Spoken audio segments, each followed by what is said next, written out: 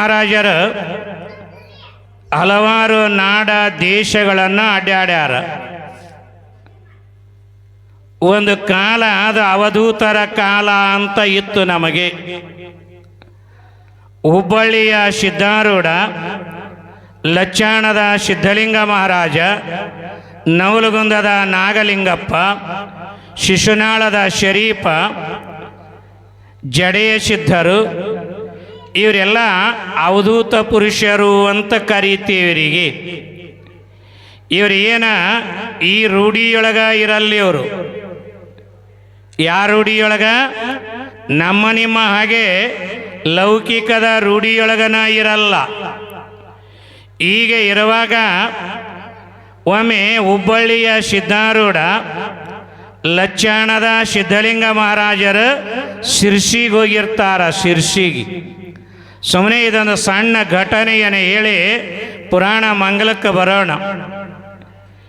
ಯಾವಾಗ ಶಿರ್ಸಿಗೆ ಹೋಗಿದ್ದಾರೆ, ಆ ಶಿರ್ಸಿ ಒಳಗ ಒಂದು ದೊಡ್ಡ ದೇವಸ್ಥಾನ ಇದೆ, ಗೊತ್ತಿದೆ ನಿಮಗೆಲ್ಲ. ಶಿರ್ಸಿಯ ಮಾರಮ್ಮನ ದೇವಸ್ಥಾನ. ಮಾರಮ್ಮನ ದೇವಸ್ಥಾನ.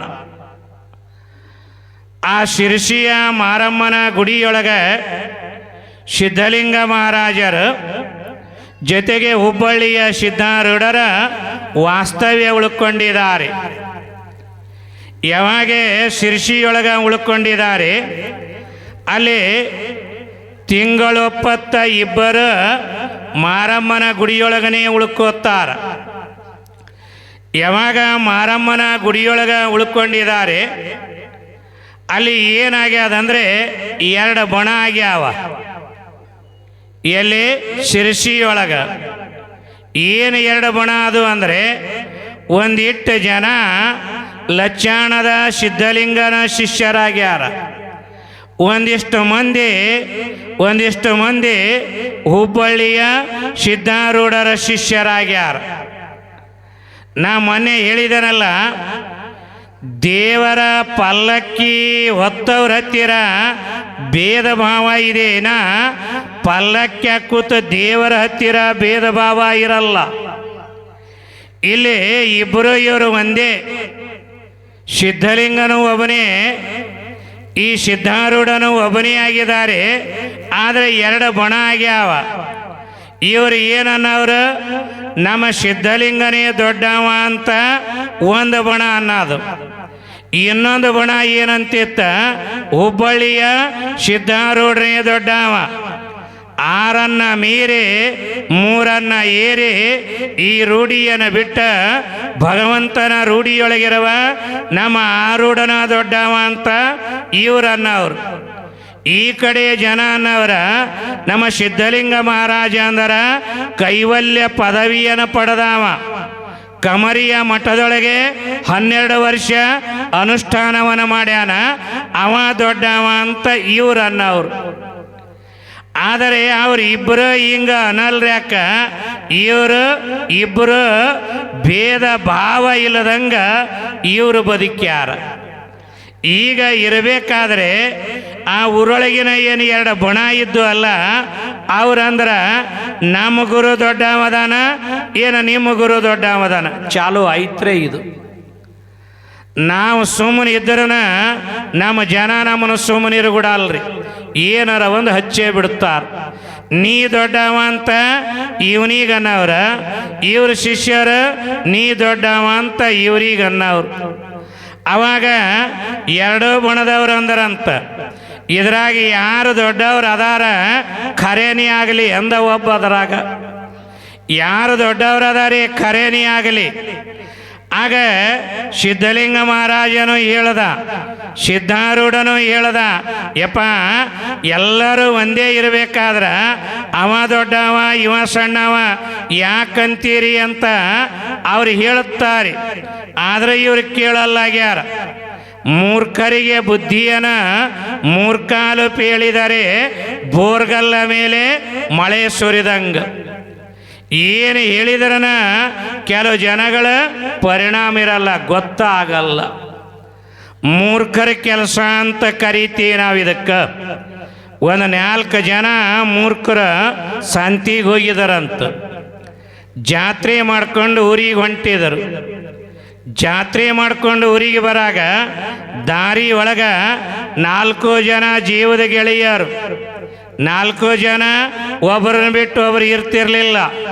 ಆ 4 ಜನ ಜಾತ್ರೆ ಮುಗಿಸ್ಕೊಂಡು ಊರಿಗೆ ಬರುವಾಗ ದಾರಿ ಒಳಗ ಒಂದು ಸೂಜಿ ಬಿದ್ದಿತ್ತು. ಒಂದು ಸೂಜಿ ದಾರಿ ಒಳಗ ಸೂಜಿ ಬಿದ್ದಾದೆ.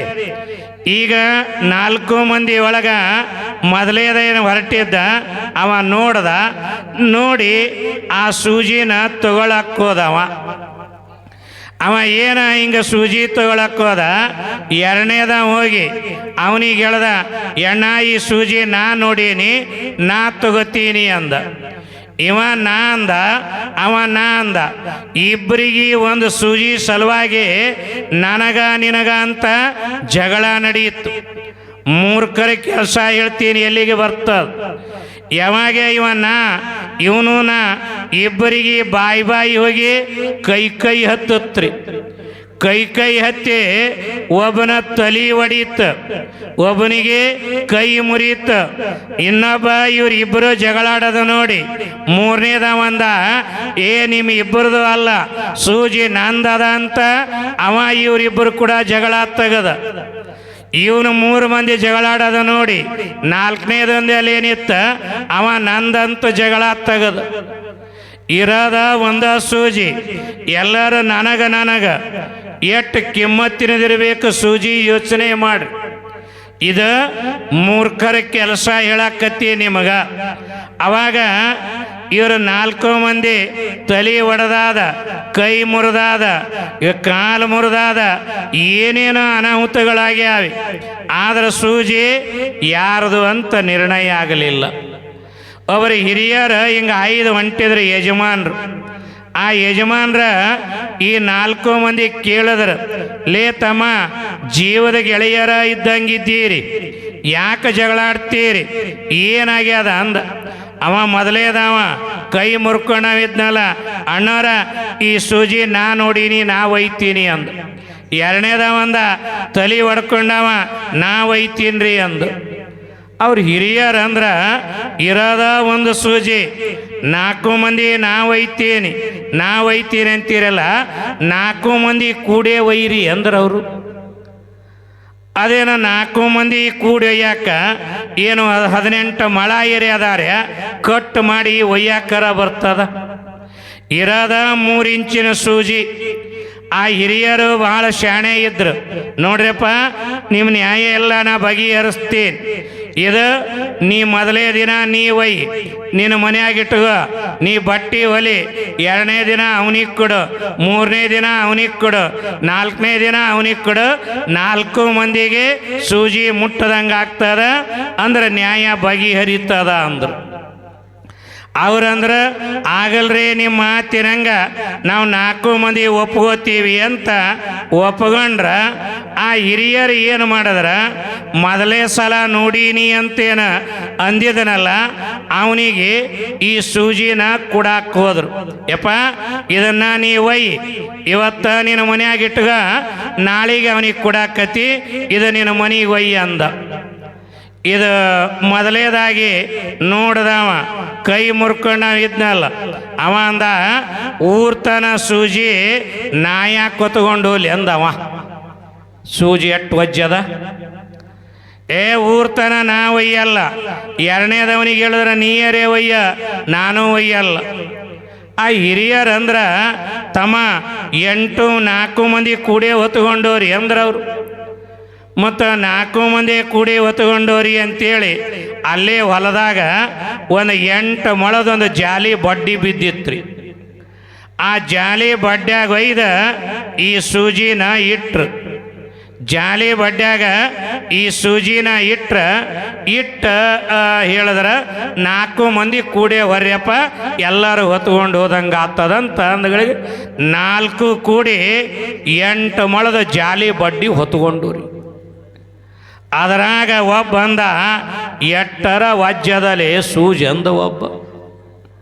ಅವ ಅಂದ, ಮಗನ ನಿನಗೆ ಬರೇ ವಾಜ್ಯ ಆಗ್ಯದೇನ, ನಾನು ಡುಬ್ಬ ಕೆತ್ತಿ ರಕ್ತ ಬರಾಕತ್ತಿ ಅದಂದವ. ಅಂತೂ ಇಂಥ ಹೈರಾಣಾಗಿ ಆ 8 ಮೊಳದ ಬಡ್ಡಿನ ಹೊತ್ಕೊಂಡು ಹೋಗಿ ಅಗಸಿ ಮುಂದೆ ಇಳಿಸೋದ್ರಿ. ಯಾರ ಪಾಳೆ ಇತ್ತ ಆ ಪಾಳೆದವ ಈ ಸೂಜಿನ ತಗೊಳಕ್ಕೋದ. ಈ ಸೂಜಿನ ತಗೊಳಕ್ಕೋದ. ಸೂಜಿ ಅಲ್ಲಿ ಇತ್ತೇನ್ರಿ, ಯಾವಾಗ ದಾರ್ಯಾಗ ಬಿದ್ದು ಹೋಗಿಬಿಟ್ಟಿತ್ತು. ನಾನು ನಿಮಗೆ ಯಾಕೆ ಹೇಳಿದನೆ ಅಂದರೆ, ಮೂರ್ಖರಿಗೆ ಬುದ್ಧಿ ಏನು, ಮೂರ್ಖಾಲು ಪೇಳಿದರೆ ಬೋರ್ಗಲ್ಲ ಮೇಲೆ ಮಳೆ ಸುರಿದಂಗ. ಇಲ್ಲಿ ಸಿದ್ಧಲಿಂಗ ಮಹಾರಾಜ ಹೇಳ್ತಾನೆ, ಸಿದ್ಧಾರೂಢ ಹೇಳ್ತಾನೆ, ಏನು ಹೇಳಿದ್ರನ 2 ಬಣ ಕೇಳಲಿಲ್ಲ. ಇವರನ್ನು ಪರೀಕ್ಷೆ ಮಾಡೋಣ ಅಂದ್ರೆ ಅವರು ಏನ ನಮ್ಮ ಗುರು ದೊಡ್ಡವನ ನಿಮ್ಮ ಗುರು ದೊಡ್ಡವನ ಪರೀಕ್ಷೆನೇ ಆಗಲಿ ಅಂತೇಳಿ ಅಲ್ಲಿ ಒಂದು ಆಕಳ ನಿಂತಿತ್ತು. ಆಕಳ ಈಯಕ್ಕಾಗಿತ್ತು. ಆಕಳ ಈಯಕ್ಕಾಗ್ಯದ ಅಂತ ಆಕಳನ ತಂದ ಇವರಿಬ್ಬರು ಏನು ನಿಂತಿದ್ರಲ್ಲ, ಸಿದ್ಧಲಿಂಗ ಮಹಾರಾಜ ಹುಬ್ಬಳ್ಳಿಯ ಸಿದ್ಧಾರೂಢ ಅವ್ರ ಮುಂದೆ ತಂದ ಆಕಳನ್ನು ನಿಲ್ಲಿಸಿದರು. ಈ ಕಡೆ ಅವರು ಬಣ ಅದ, ಈ ಕಡೆ ಇವರು ಬಣ ಅದ. ಅವ್ರಿಗೆ ಕೇಳದರ, ಇದು ಏನ ಊರಿ ಇತ್ತದ ಏನು ಹೆಣಗರ ಇತ್ತದ ಹೇಳ್ರಿ ಅಂತ ಸಿದ್ಧಲಿಂಗ ಮಹಾರಾಜಗ ಕೇಳಿದ್ರು. ಅವ್ರು ಹೇಳಿದ್ರ ಇದು ಊರಿ ಇತ್ತದ ಅಂತ ಹೇಳಿದ್ರು. ಇವರು ಜನ ಏನು ಬಿಟ್ರೇನು ಈ ಕಡೆ ಸಿದ್ಧಾರೂಢಗ ಕೇಳಿದ್ರು, ಇದು ಏನು ಊರಿ ಆಗ್ತದ ಏನು ಹೆಣಗರ ಆಗ್ತದ? ಅವ್ರು ಹೇಳಿದ್ರ ಇದು ಹೆಣಗರ ಇತ್ತದ ಅಂತ ಸಿದ್ಧಾರೂಢ ಹೇಳದ. ಮುಂದೆ ವಾರೊಪ್ಪತ್ತ ಕಳೆದಿಲ್ಲ. ಅದು ಕರ ಆಕಳ ಏನು ಮಾಡ್ತು ಅಂದ್ರೆ ನಿಜವಾಗಿನ ಹೆಣ್ಣು ಕರಾನೇ ಹಾಕ್ತ್ರಿ, ಹೆಣ್ಣು ಕರಾನೇ ಹಾಕ್ತು. ಯಾವಾಗ ಹೆಣ್ಣು ಕರ ಹಾಕ್ತ ಇಲ್ಲಿ ಸಿದ್ಧಾರೂಢರ ಶಿಷ್ಯರು ಗೆದ್ದರ, ಸಿದ್ಧಲಿಂಗನ ಶಿಷ್ಯರ ಸೂತ್ರ ನಂಗಾಯ್ತು. ಅವ್ರ ಅನ್ನಕತ್ತರ, ನೋಡು ನಮ್ಮ ಗುರುಗಳ ಹತ್ತಿರ ಎಷ್ಟು ತಾಕತ್ತದ, ನಿಮ್ಮ ಗುರುವಿನ ಮಾತ ಸುಳ್ಳಾಗ್ಯಾವ, ನಮ್ಮ ಗುರುವಿನ ಮಾತ ಖರೆ ಆಗ್ಯಾವ, ಊರಾಗ ಡಂಗ್ರ ಹಾಕೋಣ ಅಂದ್ರು. ನೋಡ್ರಿ ಜನ ಎಷ್ಟು ಸುಮಾರು ಇರ್ತಾರೆ. ಅಲ್ಲ, ಇದರಿಂದ ಏನು ಆಗದೆ ಅನ್ನುವ ಭಾವ ಬರಲಿಲ್ಲ. ನಿಮ್ಮ ಗುರುವಿನ ಮಾತ ಸುಳ್ಳಾಗ್ಯಾವ, ನಮ್ಮ ಗುರುವಿನ ಮಾತ ಖರೆ ಆಗ್ಯಾವ ಅಂತೇಳಿ ನಾವು ಊರಾಗ ಡಂಗ್ರ ಹಾಕ್ತೀವಿ ಅಂದರು. ಇವರಿಬ್ಬರು ನೀವು ಡಂಗ್ರಾಯರಿ ಹಾಕ್ರಿ, ನೀವು ಹೊಡೆದಾಡ್ರಿ, ಇವ್ರು ಸುಮ್ಮನೆ ಅದಾರಿ. ಊರಾಗ ಡಂಗ್ರ ಹಾಕ್ಲಿಕ್ಕೆ ಹೋದ್ರ ಏನು ಹೇಳಿದ್ರ, ಸಿದ್ಧಾರೂಢರ ಮಾತ ಖರೆ ಆಗ್ಯಾವ, ಸಿದ್ಧಲಿಂಗನ ಮಾತ ಸುಳ್ಳಾಗ್ಯಾವ ಅಂತೇಳಿ ಹಿಂಗೆ ಡಂಗರ ಹೊಡೆದ ಬರೋದ್ರೊಳಗಾಗಿ ಸಿದ್ಧಲಿಂಗ ಮಹಾರಾಜರಂದರಂತ ಇವರಿಗೆ ಒಂದು ಹೋರಿಕರ ಈ ಅಂತ ಹೇಳಿದ್ರ, ಅದರ ಮ್ಯಾಲ ಕೈ ಇಟ್ರ ಆ ಯಾವ ಆಕಳ ಒಂದು ಹೋರಿ ಕರುವಿಗೆ ಜನ್ಮ ಕೊಡ್ತದೆ ಅನ್ನುವ ಕಥೆಯನ್ನು ನಾವಿಲ್ಲಿ ಕೇಳುತ್ತೀವಿ. ಅಂದ್ರೆ ಸಿದ್ಧಲಿಂಗ ಮಹಾರಾಜರು ಸಾಮಾನ್ಯರಲ್ಲಪ್ಪ. ಅವರು ಏನು ಅಂದಾರೆ ಅದೆಲ್ಲವನ್ನ ಆಗಿರುವಂಥ 10 ಹಲವು ಕಥೆಗಳನ್ನು ಇವತ್ತಿನ ವೇದಿಕೆ ಮುಖಾಂತರ ನಾವು ನೀವೆಲ್ಲ ಹಂಚಿಕೊಳ್ತಾನೆ ಹೊರಟಿದ್ದೇವೆ. ಗ್ರಾಮ ಸಣ್ಣದಾಗಿದ್ದರೂ ಕೂಡ ಈ ವರ್ಷ ಒಂದು ವಿಶೇಷ ಕಾರ್ಯಕ್ರಮ ಇಟ್ಟುಕೊಂಡಿದ್ದಾರೆ. ಈ ಶರಣಮುತ್ತಿಯರು ಲಿಂಗದೊಳಗಾಗಿ 25 ವರ್ಷ ಆಗ್ಯಾದ. ಆ 25 ವರ್ಷದ ಶರಣಮುತ್ತಿ ಅವರ ಒಂದು ಬೆಳ್ಳಿ ಹಬ್ಬ, ಅದರ ಜೊತೆಗೆ ಲಕ್ಷ ದೀಪೋತ್ಸವ, ಈ 2 ಕಾರ್ಯಕ್ರಮವನ್ನು ವಿಶೇಷವಾಗಿ ಹಂಚನಾಳ ಗ್ರಾಮದ ಎಲ್ಲ ದೈವ, ಎಲ್ಲ ಶರಣ ತಂದೆ ತಾಯಿಗಳು ಕೂಡಿಕೊಂಡ ಈ ಕಾರ್ಯಕ್ರಮವನ್ನು ಹಮ್ಮಿಕೊಂಡಿದ್ದಾರೆ. ಬರೀ ಹಂಚನಾಳ ಒಂದೇ ಗ್ರಾಮದಿಂದ ಅಲ್ಲ, ಸುತ್ತ 20 ಹಳ್ಳಿಯ ಜನನೂ ಕೂಡ ನಿತ್ಯ ಇದ್ರಾಗ ಭಾಗವಹಿಸೋದ್ರ ಜೊತೆಗೆ ದಾಸೋಹಕ್ಕಾಗಿ ದೇಣಿಗೆಯನ್ನು ಕೊಟ್ಟಿದ್ದಾರೆ, ದೀಪಕ್ಕಾಗಿ ಕೊಟ್ಟಿದ್ದಾರೆ, ಕುಂಭಗಳಿಗಾಗಿ ಕೊಟ್ಟಿದ್ದಾರೆ, ಮತ್ತೊಂದು ಮಗದೊಂದು ಸೇವೆಗಳಿಗಾಗಿ ದಿನಾಲು ಇಲ್ಲಿಯ ಜನಗಳು ಕಾಣಿಕೆಯನ್ನು ಕೊಡ್ತಾನೇ ಬಂದಿದ್ದಾರೆ. ಅದರ ಜೊತೆಗೇ 250 ರೂಪಾಯಿಗಳನ್ನು ನೀವು ದೇಣಿಗೆಯನ್ನು ನೀಡಿ ಕುಂಭಗಳನ್ನು ನಾಳೆ ಪಲ್ಲಕ್ಕಿ ಮೆರವಣಿಗೆಯೊಳಗೆ ತಾಯಿಗಳು ಕುಂಭ ಮೆರವಣಿಗೆಯೊಳಗೆ ಪಾಲ್ಗೊಳ್ಳಬೇಕು ಅನ್ನುವಂಥ ಮಾತನ್ನು ಮತ್ತೊಮ್ಮೆ ತಮ್ಮೆಲ್ಲರಿಗೆ ನೆನಪಿಸ್ತಾನೆ. ಆಗಮಿಸಿರುವಂಥ ಬಳ್ಳುಂಡಿಗೆ ಗ್ರಾಮದವರಾಗಲಿ, ಎಂಕಂಚಿಯವರಾಗಲಿ, ಅಂಕಲಿಗಿಯವರಾಗಲಿ, ಬೇರೆ ಬೇರೆ ಗ್ರಾಮಗಳಿಂದ ಶರಣಮುತ್ಯನ ಮೇಲೆ, ಅಂಚನಾಳ ಗ್ರಾಮದ ಮೇಲೆ ಅಭಿಮಾನ, ಪ್ರೀತಿ, ವಿಶ್ವಾಸಗಳನ್ನಿಟ್ಟುಕೊಂಡು ಈ ಕಾರ್ಯದೊಳಗೆ ಪಾಲ್ಗೊಂಡಿದ್ದಾರೆ. ಆ ಎಲ್ಲ ಮಹನೀಯರಿಗೂ ಕೂಡ ಶರಣಮುತ್ಯ ಸಿದ್ಧಲಿಂಗ ಮಹಾರಾಜನ ಕೃಪೆ ಇರಲಿ ಅಂತೇಳಿ ಜೋರಾದ ಚಪ್ಪಾಳೆಯೊಂದಿಗೆ ಆಗಮಿಸಿರುವಂಥ ಎಲ್ಲ ಭಕ್ತಾದಿಗಳಿಗೆ ಕೃತಜ್ಞತೆಯ ಗೌರವದ ಮಾತುಗಳನ್ನು ಹೇಳುತ್ತಾ